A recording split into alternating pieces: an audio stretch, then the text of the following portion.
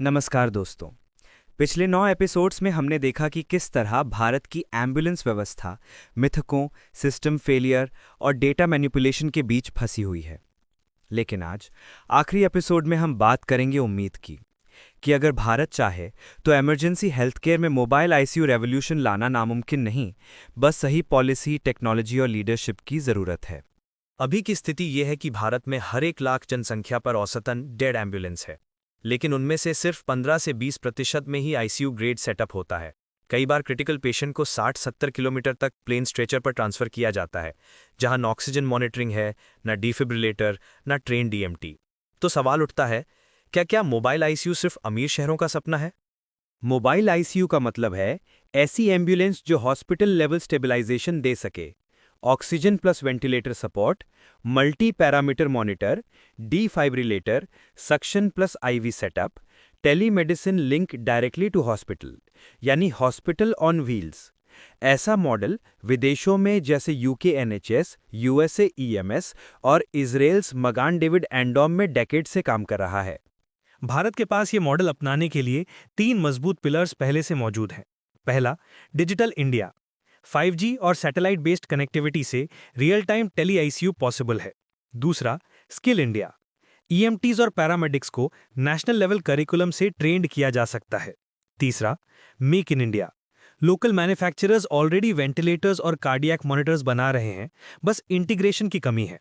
अगर इन तीनों को जोड़ दिया जाए तो हर डिस्ट्रिक्ट में 5 से 10 मोबाइल आईसीयू हब्स तैयार किए जा सकते हैं, जहां से कंट्रोल डिस्पैच और मॉनिटरिंग सेंट्रलाइज सिस्टम से हो। भारत को अब एम्बुलेंस सर्विस नहीं, बल्कि इमरजेंसी केयर नेटवर्क पॉलिसी की जरूरत है, जहां हर एम्बुलेंस को कैटेगरी बेस्ड क्लासिफिकेशन मिले। Basic life support, ALS, mobile ICU, और इनकी operational responsibility NHA plus MOHFW plus state health missions के बीच क्लियरली डिफाइन हो। Funding model 50% CSR plus 25% state plus 25% central formula पे सस्टेन किया जा सकता है।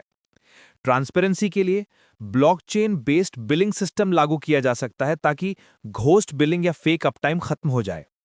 जैसे इजराइल में rapid response ambulances within 90 seconds dispatch होती हैं, वैसे ही भारत में मोबाइल आईसीयू फ्लीट को स्मार्ट हाईवे कमांड सेंटर से जोड़ा जा सकता है।